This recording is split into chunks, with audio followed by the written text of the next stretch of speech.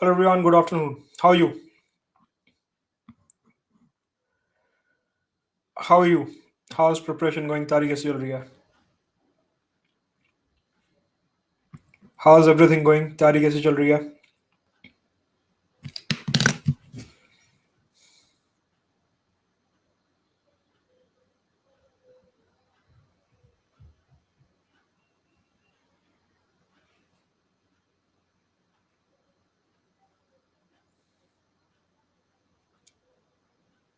Good afternoon. Good afternoon.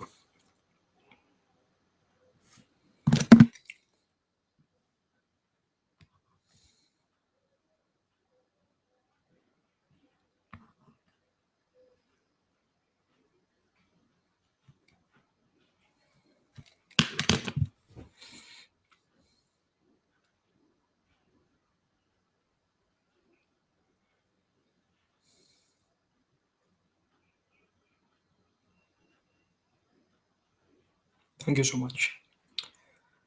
Thank you so much.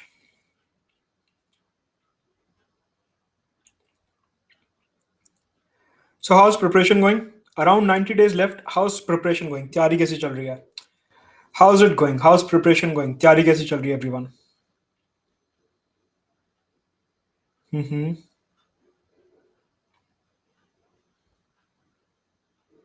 Okay. 2021. Okay, fair enough.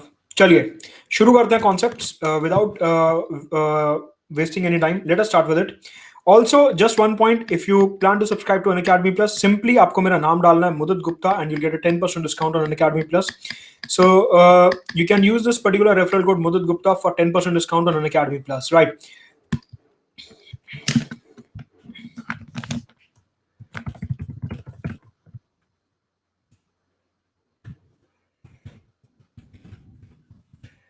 Also, for any doubts and queries, you can join this particular Telegram channel t.me/Mudit Gupta and do use this referral code for 10% discount. Now, three most important concepts of Indian economy.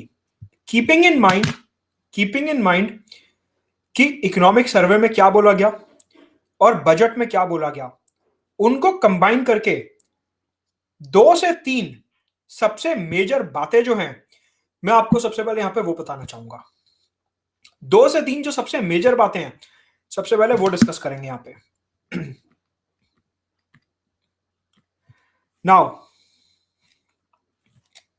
If you talk about balance of payments,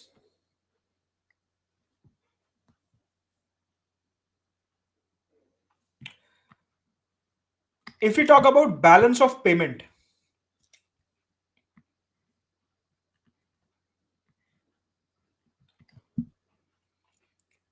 balance of payment में we have two things. One is the current account and one is the capital account. पहले basic बताता हूं, फिर बताऊंगा कि ये news में या इकोनॉमिक सर्वे में क्यों है।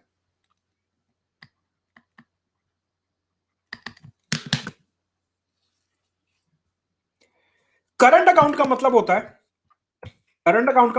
कोई ऐसी चीज जो शॉर्ट टर्म में हो रही है, डेली बेसिस पे हो रही है, वीकली बेसिस पे हो रही है, मंथली बेसिस पे हो रही है, क्वार्टरली बेसिस पे हो रही है, हाफ ईयरली बेसिस पे हो रही है। बात समझ आती है? Current account means a short term account.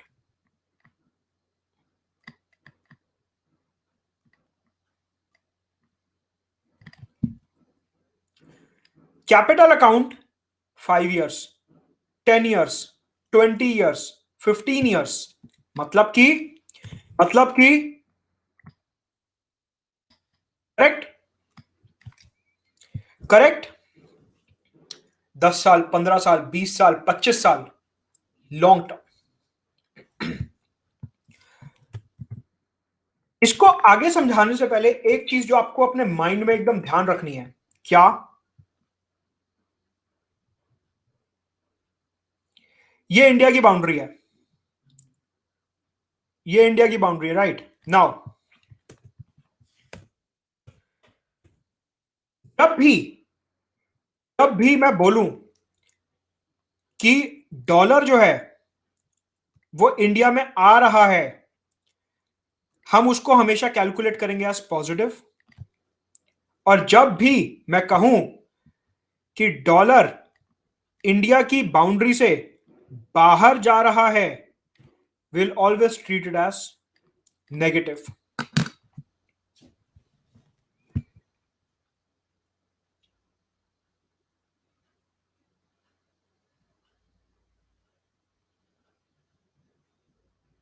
ये बात समझ आती है? अंदर आ रहा है पॉजिटिव, बाहर जा रहा है नेगेटिव। कैलकुलेशन में जैसे आप एल्जेब्रा में प्लस माइनस यूज करते हो, एल्जेब्रा में आप प्लस माइनस यूज करते हो, सिमिलरली यहां पे भी आपको प्लस माइनस चलाना है। कमिंग इन पॉजिटिव साइन, बाहर जा रहा है negative sign. If you talk about current account, if you talk about current account, इसमें फर्दर दो चीजें होती हैं। एक होता है विजिबल्स और एक होता है invisibles.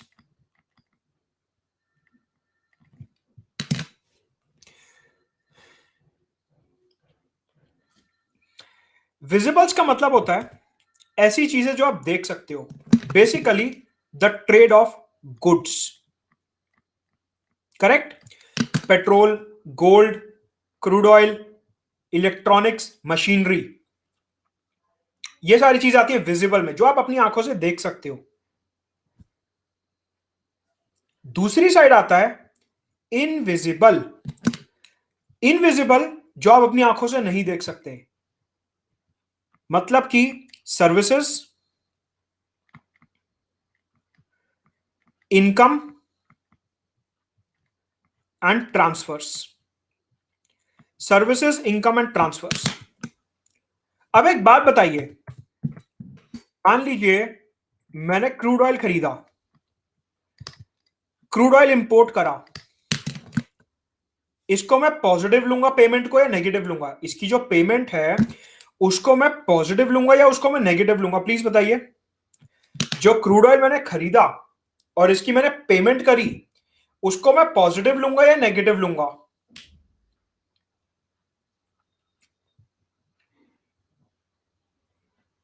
I will take it as negative, क्योंकि डॉलर जो है वो मेरी इकोनॉमी छोड़ के जा रहा है।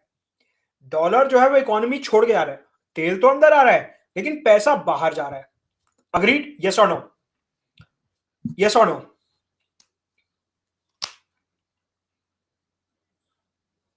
अब एक बात बताइए, लेट अस से यहां पे बैंगलोर में इंफोसिस का एक हेडक्वार्टर बना हुआ है मैसूर में, वहां से वो यूएस की किसी कंपनी को सॉफ्टवेयर सर्विस प्रोवाइड कर रहे हैं। बैंगलोर में मैसूर में बैठ के इंफोसिस जो है वो यूएस की किसी कंपनी को इलेक्ट्रॉनिक्स आईटी सर्विस प्रोवाइड कर रहे हैं। मतलब कि सर्विस बाहर जा रही है, उसको मैं क्या मानूंगा, पॉजिटिव या नेगेटिव? सर्विस बाहर जा रही है, पॉजिटिव या नेगेटिव? क्योंकि पैसा अंदर आ रहा है। सर्विस तो बाहर जा रही है लेकिन जो डॉलर है that is coming in, boundary में आ रहा है पैसा, पॉजिटिव। अग्रीड और नॉट? करेक्ट? करेक्ट? अब देखिए, देखिए इकोनॉमिक सर्वे हमारे को यह दिखाता है, आपको यह पता होगा कि गुड्स में इंपोर्ट और एक्सपोर्ट दोनों चीजें होती हैं। इंपोर्ट और एक्सपोर्ट दोनों चीजें होती हैं। करेक्ट? इंपोर्ट और एक्सपोर्ट दोनों चीजें होती हैं।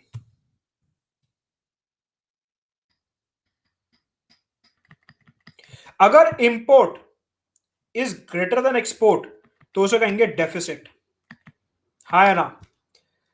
If import is greater than export उसे कहेंगे डेफिसिट, क्योंकि ज्यादा डॉलर जो है बाहर जा रहा है, ज्यादा डॉलर बाहर जा रहा है। करेक्ट? ज्यादा डॉलर बाहर जा रहा है, import is greater than export.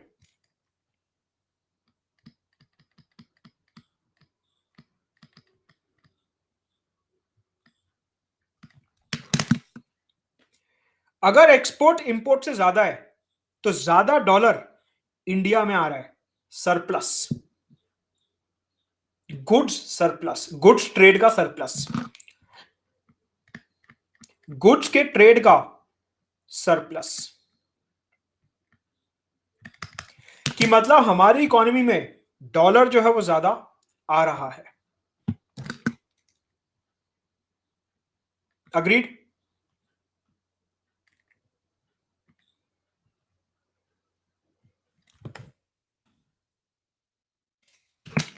यहां पे क्या होता है, गुड्स मैंने आपको बता दिया, crude oil, electronics, machinery, gold etcetera. Services मैंने बता दिया आपको, services means IT services, banking services, tourism based services, financial services etcetera. Income का मतलब क्या होता है, इनकम में तीन चीजें कवर की जाती हैं, please note very carefully. In the column of income, current account, current account में इनविजिबल, इनविजिबल में income. In this income column three things are there. First is profit. Profit का मतलब, let us say I purchase land in UAE, I purchase land in UAE, I purchase that land, मैंने वो जमीन खरीदी, 2 साल बाद बेच दी ज्यादा रेट पे, मेरे को प्रॉफिट हो गया वहां पे। जो मैंने यूएई में जमीन खरीद के बेच दी, मेरे को प्रॉफिट हो गया। वो प्रॉफिट जो मैं इंडिया लेके आया वापस, वो प्रॉफिट जो मैं इंडिया लेके आया वापस, वो मेरी हो गई इनकम। डॉलर अंदर आ रहा है, positive income.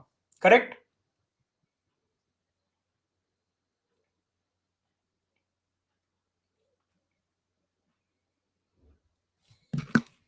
Next is interest.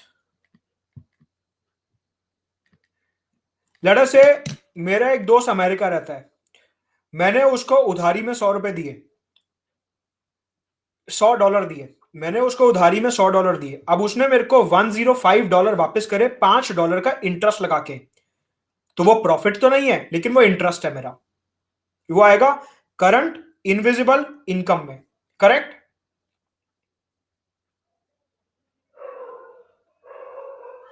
Correct? Profit, interest, dividend. Dividend मतलब कि लड़ा से आपने फेसबुक के शेयर्स खरीदे न्यूयॉर्क स्टॉक एक्सचेंज पे, न्यूयॉर्क स्टॉक एक्सचेंज में जाके आपने फेसबुक के शेयर खरीदे, उधर मार्क जुकरबर्ग ने अपने शेयर्स पे डिविडेंड डिक्लेयर करा, आपके हाथ में जो डिविडेंड आ रहा है वो current account invisible income dividend. समझ आता है? समझ आता है किस तरीके से डिविडेंड आ रहा है? Next is transfer. Transfer, transfer का मतलब होता है गिफ्ट एंड रेमिटांसेस। ट्रांसफर का मतलब होता है गिफ्ट। फॉर एग्जांपल, आपके कोई फ्रेंड है वो कनाडा में रहते हैं, उधर से उन्होंने आपको कोई गिफ्ट भेजा कि लेटर से ठीक है मैं आपको $100 $100 का गिफ्ट भेज रहा हूं, ऐसा कुछ। Invisible transfer, gift. या फिर रेमिटांस, कि मतलब मान लीजिए आपका कोई भाई वहां पे कैलिफोर्निया में उधर कोई जॉब करता है, उसने उधर से पैसे भेजे रेमिटांस के फॉर्म में, तो वो आपका पॉजिटिव हो गया। अब देखिए, प्रॉफिट और रेमिटांस में फर्क क्या है? प्रॉफिट और रेमिटांस में फर्क यह है, प्रॉफिट का मतलब है कि मैं इंडिया में बैठा हूं, मैंने बाहर इन्वेस्ट करा और मैंने पैसा कमाया और मैं इंडिया ले आया उसे। रेमिटांस का मतलब है मेरा रिश्तेदार बाहर बैठा लेकिन उसने मेरे को पैसा भेजा। तो प्रॉफिट और रेमिटांस में फर्क है, समझ आता है? प्रॉफिट का मतलब है कि मैं इंडिया में ही बैठा हूं और मैंने इन्वेस्ट करा और मैं इंडिया पैसा ले आया। रेमिटांस का मतलब है मेरा रिश्तेदार बाहर बैठा है और उसने कमा के वहां से मेरे को पैसा भेजा, तो वो रेमिटांस है। बात समझ आती है?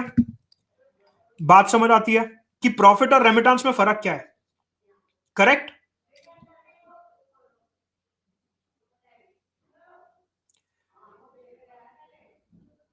Now coming to the capital account.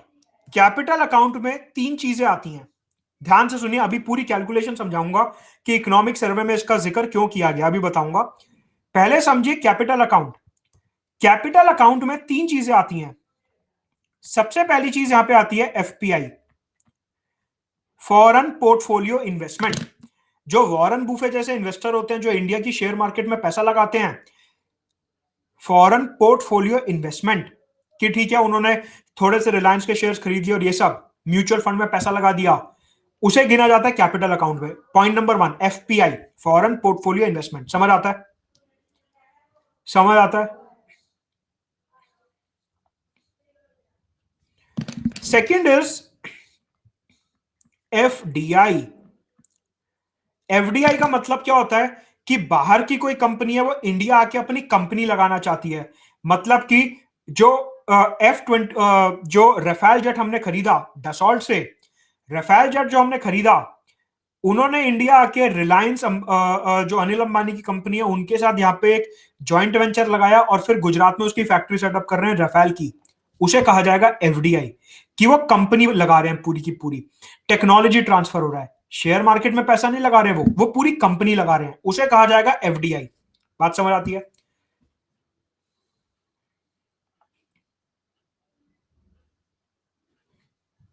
क्या ये बात समझ आती है?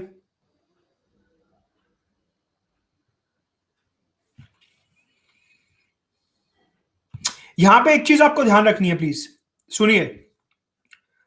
अभी तक हमारे दिमाग में ये नोशन होता है कि जो एफडीआई एफपीआई होता है वो बाहर से आता है, लेकिन ऐसा गलत है। ऐसा भी हो सकता है कि मान लीजिए मुकेश अंबानी ने बाहर अपनी एक रिफाइनरी सेटअप करी, तो वो क्या होगा, एफडीआई का केस, इंडिया से बाहर पैसा जा रहा है, ये भी होता है। बात समझ आती है? कि कोई बड़े बिजनेसमैन ने, मुकेश अंबानी टाइप बिजनेसमैन ने बाहर अपनी रिफाइनरी लगा दी, तो उसको मतलब कि एफडीआई माना जाएगा और वो पैसा बाहर जा रहा है। तो पॉजिटिव होगा या नेगेटिव होगा? पॉजिटिव होगा या नेगेटिव होगा?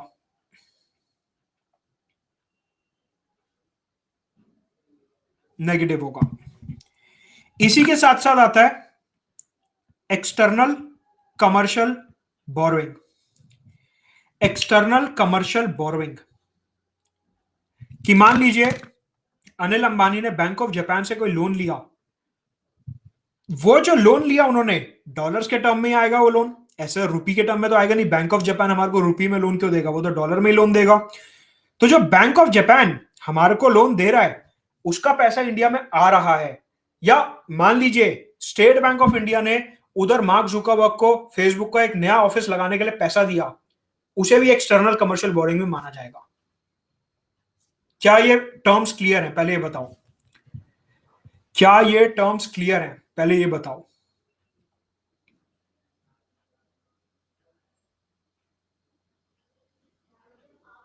क्रिस्टल क्लियर है? एकदम एकदम क्रिस्टल क्लियर है।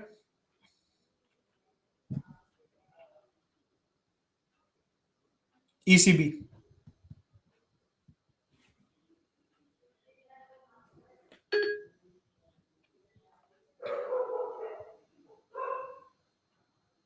राइट। चलूं आगे? आगे चलूं? ठीक है। अब देखिए, समझिए कि इसकी यूटिलिटी क्या है। यहां पे समझिए, एक एग्जांपल करते हैं, केस स्टडी करते हैं। मान लीजिए पूरी इंडियन इकोनॉमी है।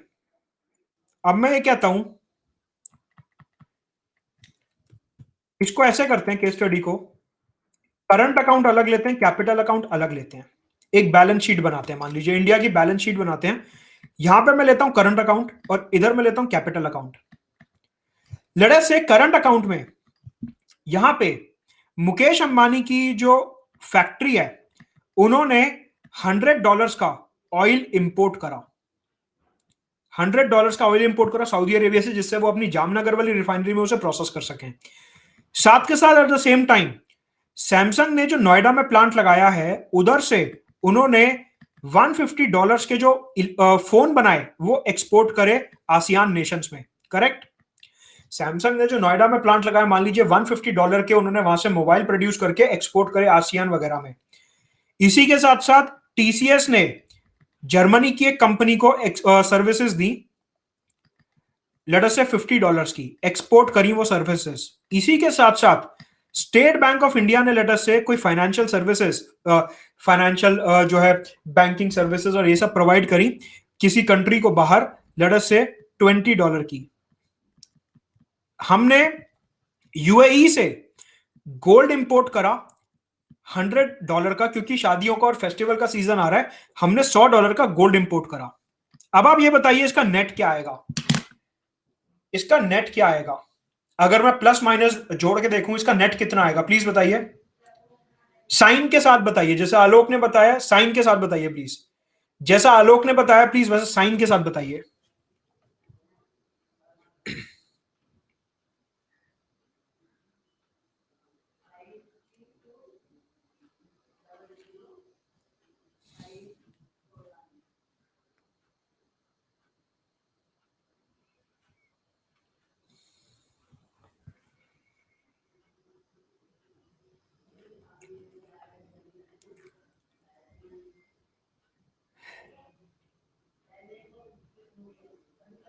देखिए,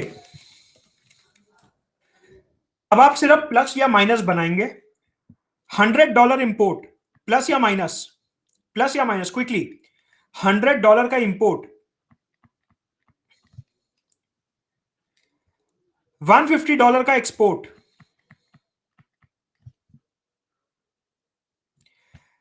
जर्मनी को हमने एक्सपोर्ट करी सर्विसेज, प्लस या माइनस, प्लस या माइनस। $20 का एक्सपोर्ट करा एसबीआई ने फाइनेंशियल सर्विसेज का। $100 का गोल्ड इंपोर्ट करा, -100 plus 150 plus 50 plus 50, 100 plus 120 -100 plus 20।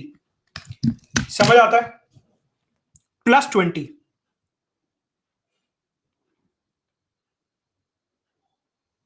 अब आप इसे बताइए, मैं इसे डेफिसिट बोलूंगा या सरप्लस बोलूंगा?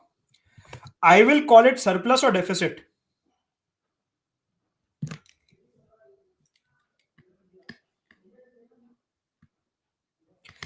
एक और सवाल, एक और सवाल, ये जो +20 आया, जो मेरी कंट्री में डॉलर का रिजर्व है, जो मेरे आरबीआई के पास डॉलर का रिजर्व है, वो इंक्रीज होगा या डिक्रीज होगा? इंक्रीज या डिक्रीज? डॉलर का रिजर्व आरबीआई के पास।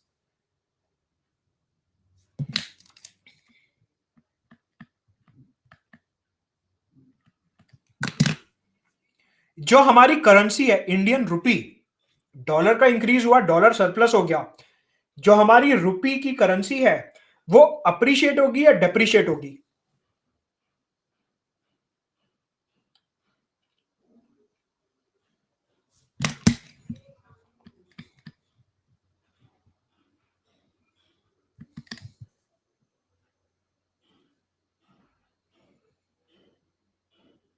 इसी के साथ साथ ये मानिए, इसी के साथ साथ ये मानिए, लेट अस से प्रियंका चोपड़ा ने यूएस से अपने घर कुछ पैसे भिजवाए, उन्होंने वहां पे कोई मूवी कोई शो करा, उन्होंने पैसा कमाया और वो इंडिया में भेजा $200। क्या मानूंगा इसे? पहले तो ये बताओ इन तीनों में से आएगा वो कौन से कॉलम में आएगा, कौन से कॉलम में, पहले तो ये बताइए प्लीज। यहां पे कौन से कॉलम में डालूंगा मैं उसे, जो प्रियंका चोपड़ा ने यूएस से पैसा भेजा अपने घर? प्रॉफिट या रेमिटांस? प्रॉफिट या रेमिटांस?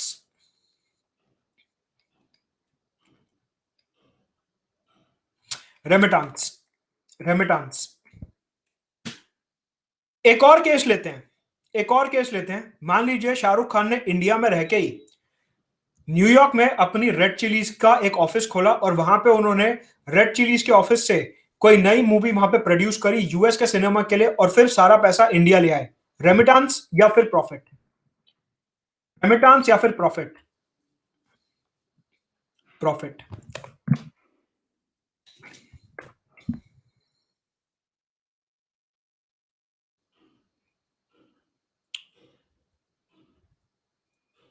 लास्ट पॉइंट समझिए, इधर ध्यान से देखिए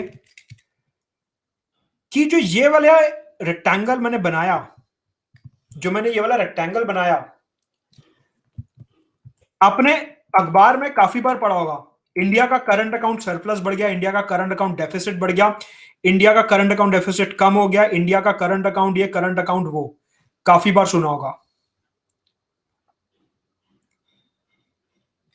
इन चार चीजों को, इन चार चीजों को प्लस और माइनस में नाप लो, इन चार चीजों को प्लस और माइनस कर लो, आपका निकल के आ जाएगा सरप्लस या डेफिसिट है, जैसे कि हमने कैलकुलेशन करी। क्रिस्टल क्लियर है, एकदम साफ है कि current account surplus, current account deficit calculate कैसे किया जाता है। क्लियर है एकदम।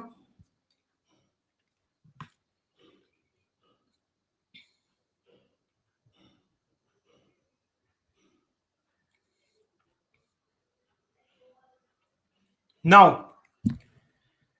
ये हो गई एक बात करंट अकाउंट की। Now let us come to capital account. एक बैलेंस शीट और बनाते हैं, एक बैलेंस शीट और बनाते हैं कैपिटल अकाउंट की। इसमें क्या हुआ, लेट अस से फेसबुक ने अनअकैडमी को फंडिंग दी, फेसबुक ने अनअकैडमी को फंडिंग दी, लेट अस से $100। एक हो गया ये। सेकेंडली क्या हुआ, अलीबाबा ने पेटीएम में पैसा लगाया, पेटीएम जो कि इंडियन कंपनी है, वहां पे उन्होंने $50 लगाया। इसी के साथ साथ इधर से रिलायंस इंडस्ट्रीज ने साउथ अफ्रीका की किसी गोल्ड माइन में पैसा लगाया, लेट अस से $70। मुकेश अंबानी ने यहां से साउथ अफ्रीका पैसा भेजा $70। इसी के साथ साथ अनिल अंबानी ने बैंक ऑफ जापान से या बैंक ऑफ इंग्लैंड से $100 का लोन लिया, $100 का लोन लिया। इसी के साथ साथ स्टेट बैंक ऑफ इंडिया ने वॉरेन बुफे को $50 का लोन दिया। कैलकुलेट करके बताइए क्या आएगा नेट, साइन के साथ।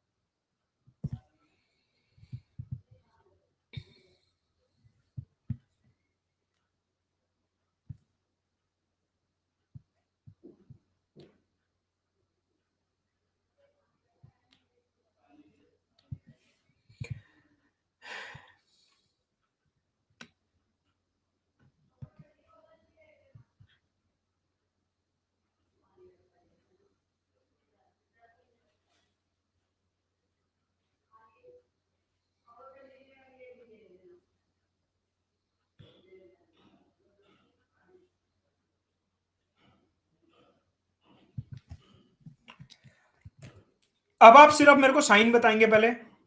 फेसबुक ने अनअकैडमी को फंडिंग दी, प्लस या माइनस, प्लस या माइनस। अलीबाबा ने पेटीएम को पैसा दिया, प्लस या माइनस।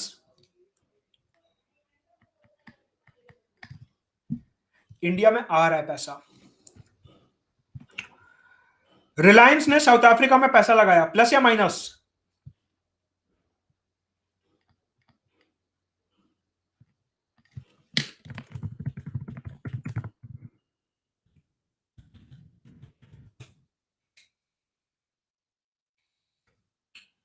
अनिल अंबानी ने बैंक ऑफ इंग्लैंड से लोन लिया, प्लस या माइनस। स्टेट बैंक ने वॉरेन बुफे को पैसा दिया, प्लस या माइनस।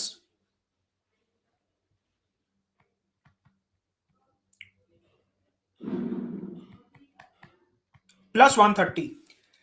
कैपिटल अकाउंट आपका सरप्लस में है या डेफिसिट में है?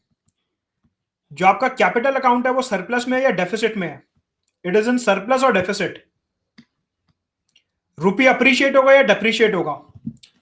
रुपी अप्रिशिएट होगा या डेप्रिशिएट होगा?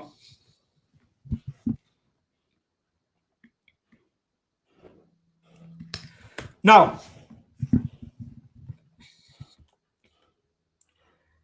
अभी बताता हूं। अब एक बात बताइए सोच के। लेट अस से इस वाले एग्जांपल में अनिल अंबानी ने बैंक ऑफ इंग्लैंड से $100 का लोन लिया, मतलब कि पॉजिटिव इंडिया में पैसा आ रहा है, हाँ या ना? अनिल अंबानी ने $100 का लोन लिया बैंक ऑफ इंग्लैंड से। इंडिया में पैसा आ रहा है। अब एक बात, जब लोन लिया है तो इंटरेस्ट भी पे करना पड़ेगा। जब लोन लिया है तो इंटरेस्ट भी पे करना पड़ेगा, करेक्ट? वो जो इंटरेस्ट पे करना है, वो जो इंटरेस्ट पे करना है, वो मैं कहां पे दिखाऊंगा और किस साइन के साथ दिखाऊंगा, पहले ये बताओ। कहां पे, कौन से कॉलम में इधर, और कौन से साइन के साथ, प्लीज बताइए। सोचिए, 30 सेकेंड्स सोचिए, कहां पे कौन से साइन के साथ, प्लीज टेल मी।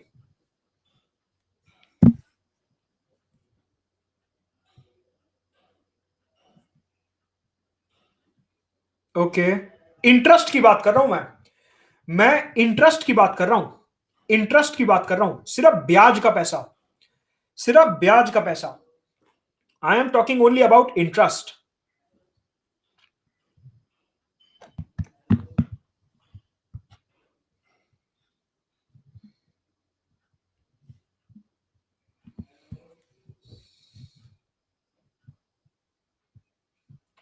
ठीक है,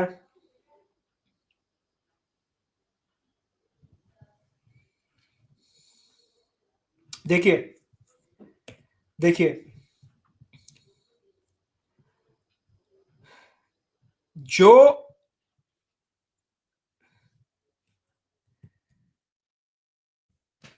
समझिए, लोन जो होता है, it is made up of two parts. वो बनता है प्रिंसिपल अमाउंट से, और वो बनता है इंटरेस्ट से। प्रिंसिपल एंड इंटरेस्ट, लोन जो होता है। अगर मैं बात करूं लोन की, प्रिंसिपल की, तो ये हमेशा दिखाया जाएगा कैपिटल अकाउंट में, करेक्ट? ये हमेशा दिखाया जाएगा कैपिटल अकाउंट में, इधर पीसीबी। अगर मैं बात करूं इंटरेस्ट की, अब एक बात बताओ, आप जो आप इंटरेस्ट पे करते हो, वो आप monthly, quarterly, half yearly, weekly, daily, ऐसे बेसिस पे करते हो इंटरेस्ट पे? बाजार से जब आप लोन लेते हो तो आप वो मंथली, डेली, वीकली, क्वार्टरली ऐसे ही पे करते हो।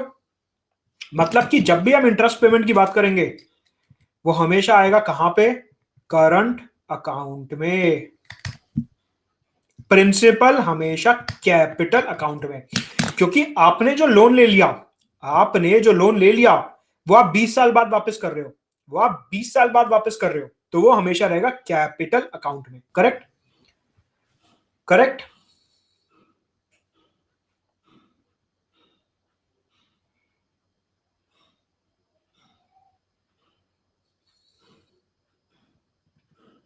नाउ पूरी बात समझो, पूरी बात इधर ये निकलती है, लोन लिया, लोन टेकन, मतलब कि positive ECB. Loan taken is positive ECB, correct? पैसा आया, पैसा आया, इंडिया में अंदर आया, पैसा आया, पॉजिटिव ईसीबी। इंटरेस्ट गया,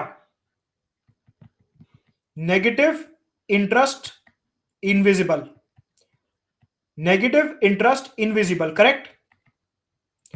नेगेटिव इंटरेस्ट इनविजिबल।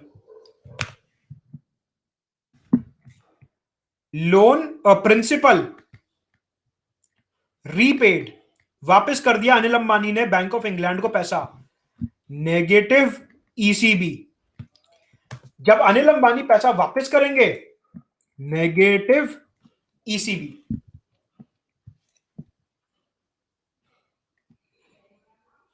क्योंकि 10-15 साल बाद वापस करा तो कैपिटल अकाउंट, और क्योंकि इंडिया से बाहर जा रहा है तो नेगेटिव साइन, करेक्ट? हाँ या ना?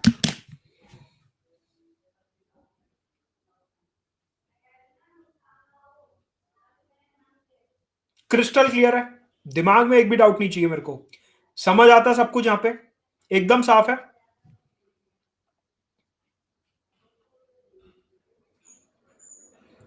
अब देखिए, देखिए, अनिल अंबानी ने लोन लिया,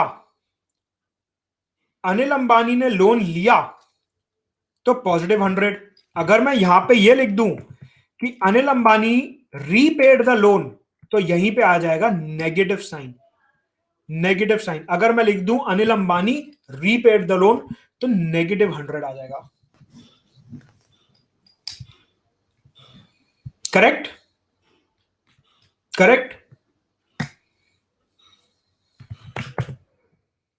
नाउ अच्छा, आगे बढ़ने से पहले इसके इमीडिएटली बाद 5 बजे शाम को जो दिल्ली में राइट्स चल रहे हैं, दिल्ली में प्रॉब्लम चल रही है, और उसका फंडामेंटल राइट्स और कॉन्स्टिट्यूशन से क्या लिंक है, उसके ऊपर डिटेल में चर्चा करेंगे एग्जैक्ट 5 बजे। उसका लिंक मैं शेयर कर दूंगा अपने टेलीग्राम चैनल पे। तो वो क्लास मेंस और इंटरव्यू के पर्सपेक्टिव से, अगर आपको इंटरव्यू और मेंस के पर्सपेक्टिव से उसे जानना है, तो आप वो क्लास अटेंड कर सकते हो एग्जैक्टली 5 बजे। लिंक मैं उसका शेयर कर दूंगा अपने टेलीग्राम चैनल पे। वो क्लास मिस मत करना। कॉन्स्टिट्यूशनल व्यू पॉइंट से कि संविधान क्या कहता है, डिटेल में चर्चा करेंगे। Special class, free special class, anyone can attend.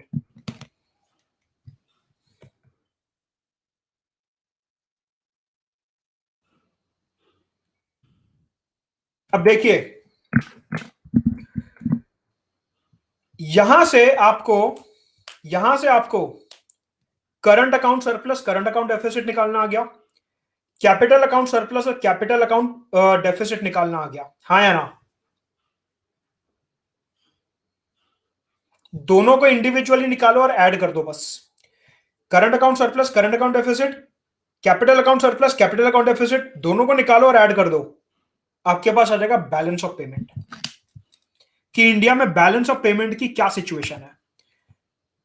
पहले निकालो ये, फिर निकालो ये, दोनों को ऐड कर दो। You will get what is balance of payment. You will get what is balance of payment. Correct?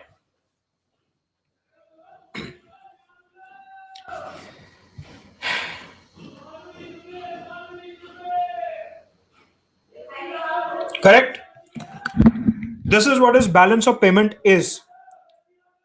Now, if balance of payment is in positive, it is surplus. More dollar is coming in India. If it is negative, it is deficit and dollar is leaving India, depreciation of rupee.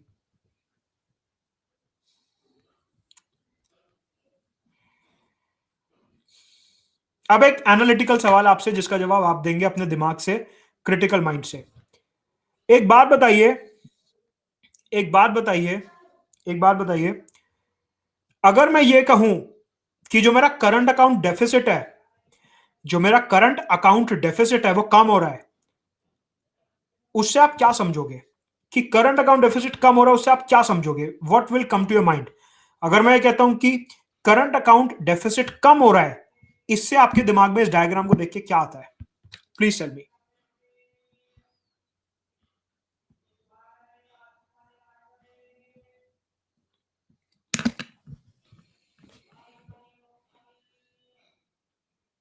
ठीक है, export बढ़ रहे हैं, सही बात है।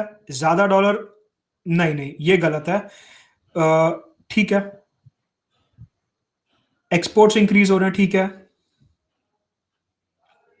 रुपी appreciate हो रहा है, ठीक है, मान सकते हैं, मान सकते हैं।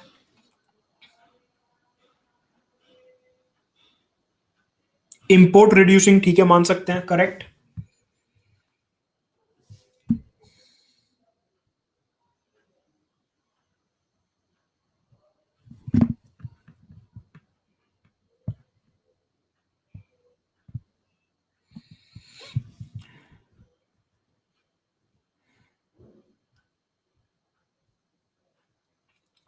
देखिए, समझिए, अब इकोनॉमिक सर्वे क्या कह रहा है, ध्यान से समझिए प्लीज। प्लीज ध्यान से समझिए, इकोनॉमिक सर्वे यहाँ पे क्या कहता है। देखो, मैंने सीधी सी एक बात बोली क्या, कि जो करंट अकाउंट डेफिसिट है वो नीचे जा रहा है।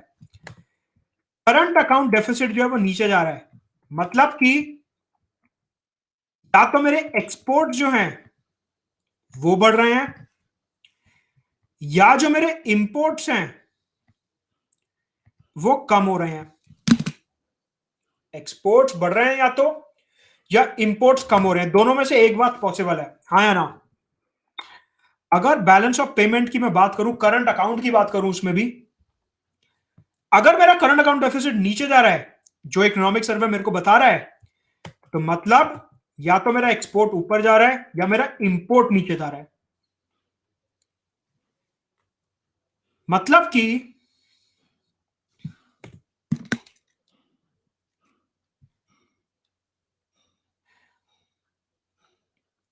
नाउ इकोनॉमिक सर्वे मेरे को यह दिखाता है कि ये जो हमारा करंट अकाउंट डेफिसिट कम हो रहा है, that is not because of the first condition. That is not because of the first condition. It is because of the second condition. It is because of the second condition. कि जो हमारे capital goods का import है, जो मेरे machinery का import है, जो मेरे स्टील आयरन और वगैरह का इंपोर्ट है, वो कम हो रहा है। It is going down. जो मेरे इलेक्ट्रॉनिक्स का इंपोर्ट है वो कम हो रहा है। बात समझ आती है कि इकोनॉमिक सर्वे कह क्या रहा है? बात समझ आती है?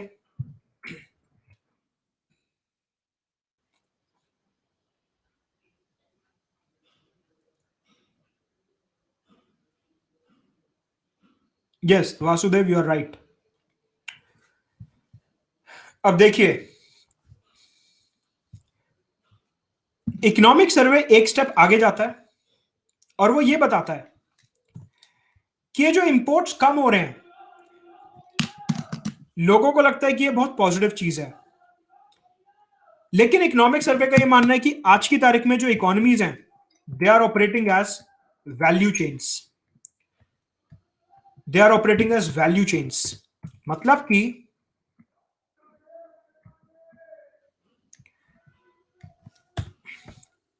मैंने कंट्री वन से कुछ इंपोर्ट करा, लेट अस से मोबाइल की स्क्रीन। कंट्री वन से मैंने कुछ इंपोर्ट करा, मोबाइल की स्क्रीन। कंट्री टू से मैंने इंपोर्ट करा मोबाइल का एंटीना, जो अंदर एंटीना लगता है सिग्नल पकड़ने के लिए, मैंने वो कंट्री टू से इंपोर्ट करा। This is India. इंडिया में मैंने इन्हें असेंबल करके मोबाइल फोन बना दिया और फिर इसे एक्सपोर्ट कर दिया आसियान में। लेट अस सपोज, इस ब्लॉक डायग्राम को कहा जाता है वैल्यू चेन। इसे मैं कहता हूं वैल्यू चेन। वैल्यू चेन का मतलब होता है कि मैं अलग अलग जगह से सामान मंगा रहा हूं, उन्हें असेंबल कर रहा हूं और आगे एक्सपोर्ट कर रहा हूं। इसे कहा जाता है वैल्यू चेन का कॉन्सेप्ट। वैल्यू चेन समझ आता है? समझ आता है वैल्यू चेन का मतलब क्या है? Getting it? सप्लाई चेन और वैल्यू चेन समझ आता है?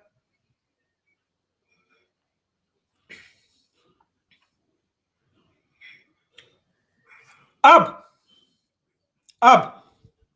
सब इसी का ही दूसरा नाम है सप्लाई चेन। कि देखो सप्लाई हो क्या आ रहे हैं ना गुड्स, तो या तो वैल्यू चेन या सप्लाई चेन, एक ही मतलब है।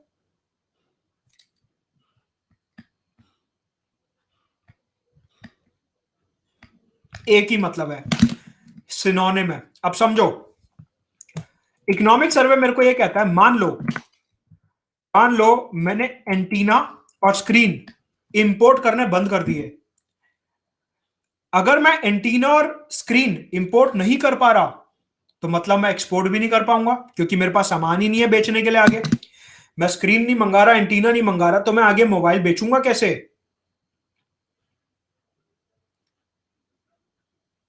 या फिर या फिर अगर मान लो मैं एक्सपोर्ट नहीं भी कर रहा, अगर मेरे को डोमेस्टिक मार्केट में भी वो बेचना है, तो मैं बेचूंगा कैसे? ना तो मेरे पास स्क्रीन है, ना ही मेरे पास एंटीना है, मैं अपनी डोमेस्टिक मार्केट में भी नहीं बेच सकता।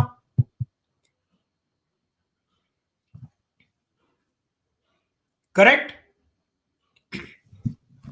समझ आ रहा है इकोनॉमिक सर्वे बोल क्या रहा है?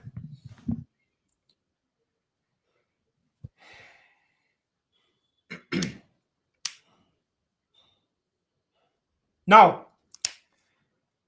तो इकोनॉमिक सर्वे बोलता है कि क्योंकि हमारे इंपोर्ट्स कम हो रहे हैं, इट मींस हमारी वैल्यू चेन इंपैक्ट हो रही है। इट मींस हमारी जो एक्सटर्नल डिमांड है एक्सपोर्ट्स की, और हमारी जो डोमेस्टिक डिमांड है इंडिया के अंदर, वो दोनों ही काफी कम है। वो दोनों ही काफी कम है, और इसी वजह से हम सामान मंगा ही नहीं रहे। कि ठीक है, बेचना किसे, कोई खरीदार ही नहीं है, जब कोई खरीदार ही नहीं होगा तो मैं मंगाऊं क्यों और सामान? कॉमन सेंस की बात है। तो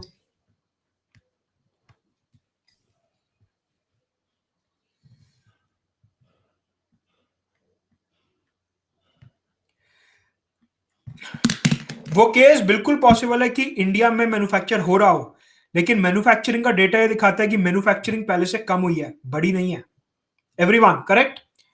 यहां पे एक डाउट आया कि ये हो सकता है कि स्क्रीन और एंटीना में इंडिया में खुद बना रहा हूं, लेकिन इकोनॉमिक सर्वे का डेटा मेरे को ये दिखाता है कि मैन्युफैक्चरिंग भी तो श्रिंक हो रही है। वो कौन सी बढ़ गई?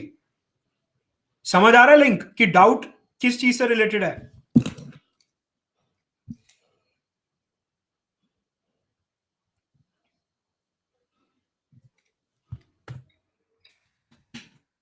तो इसका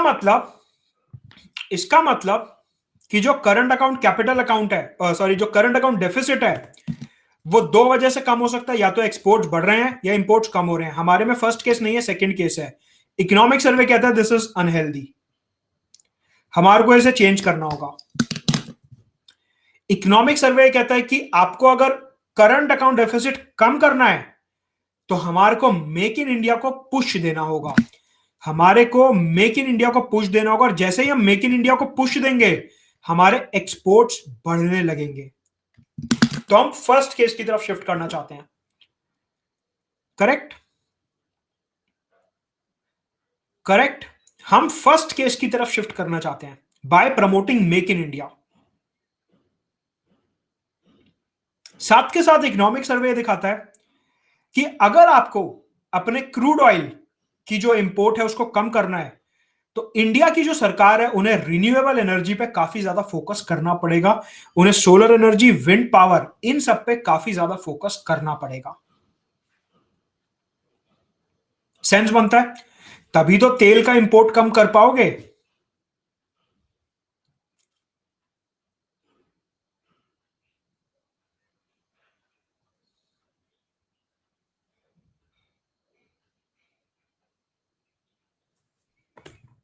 नाउ यहीं से एक और कॉन्सेप्ट निकलता है,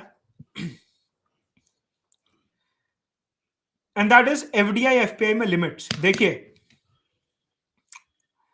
आपको पता होगा कि 1991 में हमारे यहां बैलेंस ऑफ पेमेंट का क्राइसिस हो गया था। सुना है? इकोनॉमी की 11th क्लास की एनसीईआरटी में पढ़ा होगा आपने कि हमारे यहां 1991 में बैलेंस ऑफ पेमेंट का क्राइसिस हो गया था। क्या आपको आज इस क्लास में वो बात समझ आती है कि बैलेंस ऑफ पेमेंट क्राइसिस का क्या एग्जैक्ट मतलब है? इस टेबल को देख के आपको समझ आता है वो कि बैलेंस ऑफ पेमेंट क्राइसिस का एग्जैक्ट मतलब क्या है? समझ आता है इस डायग्राम को देख के कि आपका कैपिटल भी नेगेटिव में है और आपका करंट भी नेगेटिव में है। आपके दोनों नेगेटिव में है, इसलिए क्राइसिस हो गया कि डॉलर अंदर आ ही नहीं रहा, बाहर ही जाए जा रहा है। तो हम डॉलर लाएंगे कहां से इतना? समझ आया? समझ आया बिल्कुल कि बैलेंस ऑफ पेमेंट क्राइसिस 1991 में जब नरसिम्हा राव ने रिफॉर्म्स लाए थे तो क्या क्राइसिस थे एग्जैक्टली? अब जो हमने बात करी ग्लोबलाइजेशन की, नरसिम्हा राव ने जो एलपीजी रिफॉर्म्स करे और उसमें उन्होंने बात करी ग्लोबलाइजेशन की, तब से लेके आज तक जो मोदी सरकार का सेकंड टेन्योर है, नरसिम्हा राव से लेके मोदी सरकार के सेकंड टेन्योर तक हमने इन दो एरियाज में काफी ज्यादा तरक्की करी है। पहले एफपीआई एफडीआई अलाउड नहीं था, अब अलाउड है। मतलब कि हमने लिमिट हटा दी, 100% ऑटोमेटिक एफडीआई अलाउ कर दिया, एफपीआई अलाउ कर दिया, जिससे कि ज्यादा से ज्यादा डॉलर अंदर आ सके। तो मेंस के पर्सपेक्टिव से, जीएस मेंस पेपर 3 के पर्सपेक्टिव से समझो कि हमने जो यहां पे बैलेंस ऑफ पेमेंट क्राइसिस को टैकल करा 91 से आज तक, उसमें सबसे बड़ा रोल था एफपीआई एफडीआई को टैकल करने का। हाँ या ना?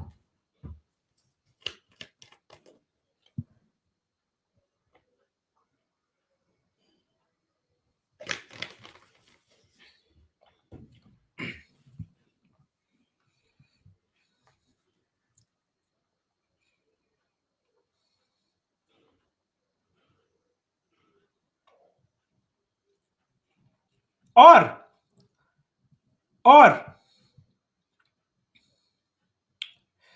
रिसेंटली 2019 में, 2019 के नवंबर या दिसंबर के महीने में, मेरे को मंथ एग्जैक्टली याद नहीं है, बट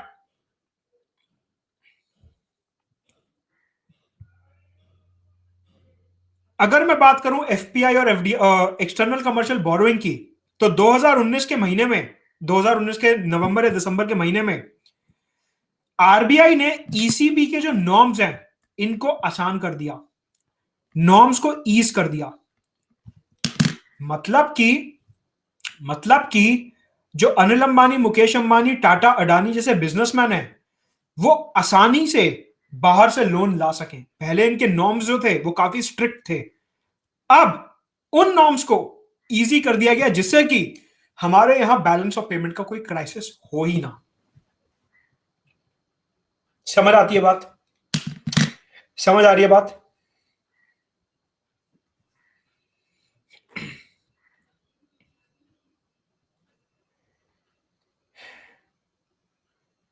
यहां तक कोई डाउट? यहां तक कोई डाउट? आइडिया लगा कॉन्सेप्ट का? आइडिया लगा कॉन्सेप्ट का?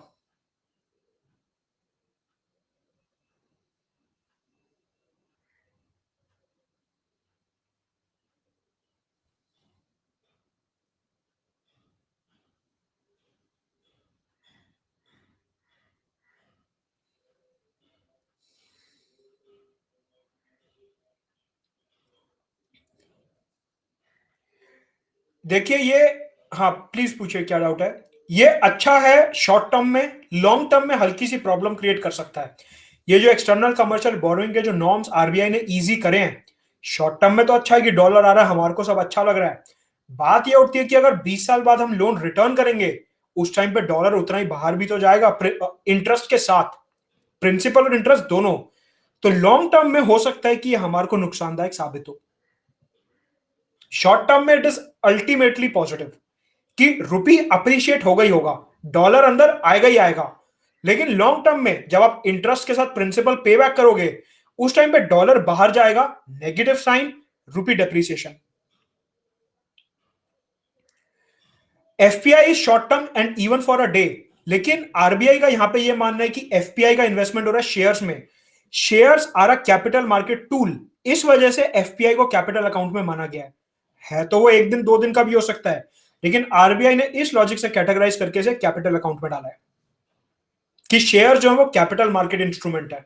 समझ आता है आलोक?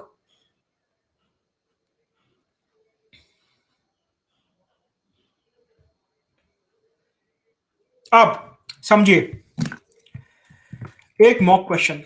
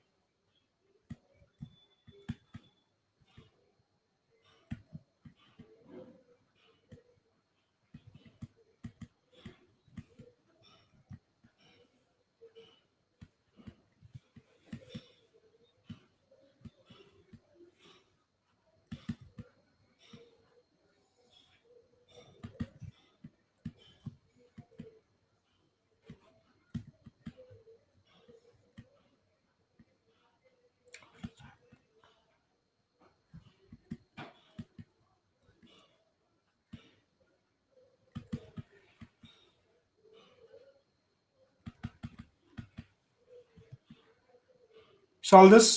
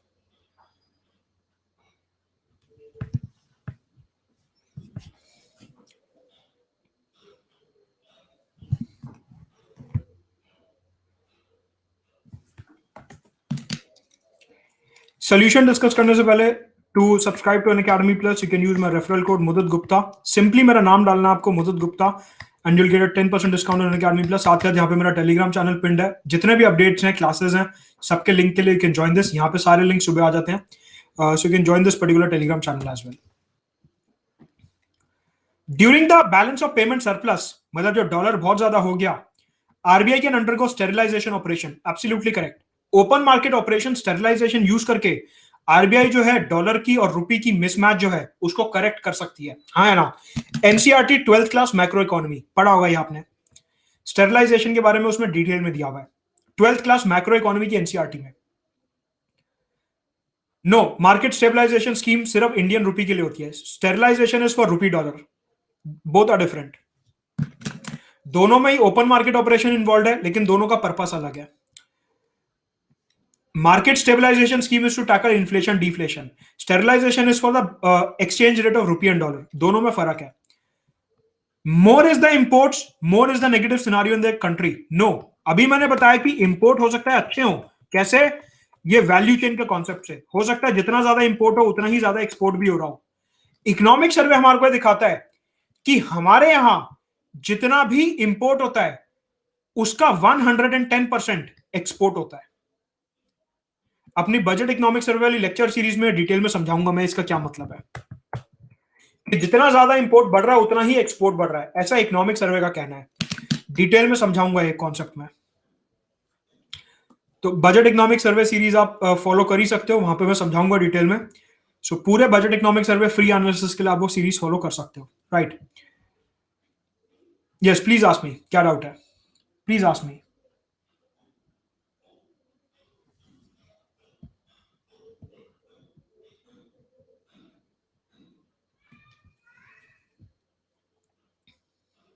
Already started. 13-14 लेक्चर में डाल भी चुका हूं. टेलीग्राम चैनल ज्वाइन करिए, उस पर आपको दिख जाएगा कहां पे डाला है.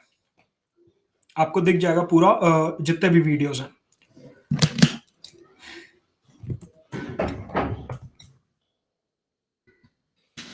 Anything else? Anything else? आधे घंटे बाद मिल रहे हैं.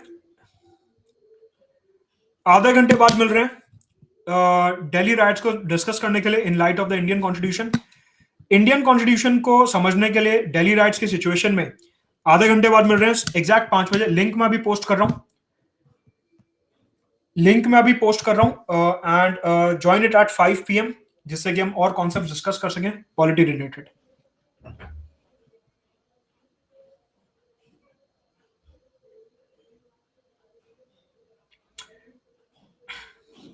Right. And house preparation going?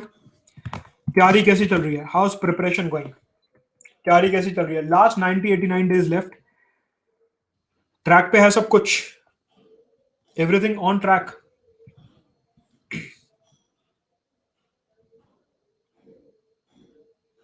Revision करते रहिए, प्रेशर लेने की जरूरत नहीं है. रेगुलर रिवीजन करिए एंड स्पेशल क्लासेस आती रहेंगी. कल भी 3 स्पेशल क्लासेस लेके आ रहा हूं, तो उनके लिंक मैं पोस्ट कर दूंगा. कल मोस्ट प्रोबब्ली एनसीईआरटी के ऊपर लाऊंगा स्पेशल क्लास, जिसमें एनसीईआरटी डिस्कस करेंगे, या फिर मैप्स और सीसैट के ऊपर. I will decide it. So RBI में नहीं पढ़ाता है.